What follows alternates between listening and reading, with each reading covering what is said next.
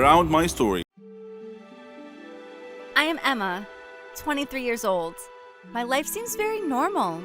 A girl has many friends, goes out, and laughs all the time. I wish my life is really normal as everyone, as I was able, with the help and support of my mother, to live a very normal life to a large extent. Lama and Mary are my best friends, and they are the two who know the problem that I suffer from since my childhood. Now, I've been dealing with the situation simply because I get used to it, but I have been going through different periods in my life, times when I really feel that I love food and eat happily, and feel the pressure of eating, and sometimes I hate eating in a terrible way, but I cannot stop eating. And what happens to me when I eat while not desiring food, it is very ugly, disgusting, stressful, and also vomiting.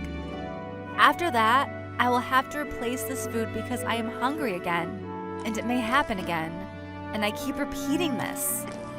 Then I reach this condition. I have to stay at home for a period of up to a whole week. Mary and Lama used to spend with me most of the time. We used to play and laugh and watch movies, and they tell me what happened in college. James was the person I liked the most to go to college to see him, even though I knew that he did not notice me at all. I kept watching him from afar and wanted to give him some of my food and share it together, but I never thought that I could take a step. Even though coincidences used to bring us together outside the university and we would meet in more than one restaurant, I would love to go with Lama and Mary and always eat there. Despite all these coincidences, he never noticed me or even caught his attention. And one day, I saw James with a girl from our university. They were very happy together. I felt very sad, and I asked Lama and Mary to take me home. And I kept crying all day until I slept while crying and even forgot to eat. And this was the first time this happened to me, because this day, my mother was not at home. And when she came back, she came to check on me in my room, but she found me unconscious and called for an ambulance quickly. I woke up after 3 days in the hospital, and I could have died if my mother had been late for a while. I was very upset with myself that I wasted all her tiredness and effort with me over the past years because of my anger at a person who does not know that I exist in life at all. I forgot that I have a rare disease and that I can't stop eating.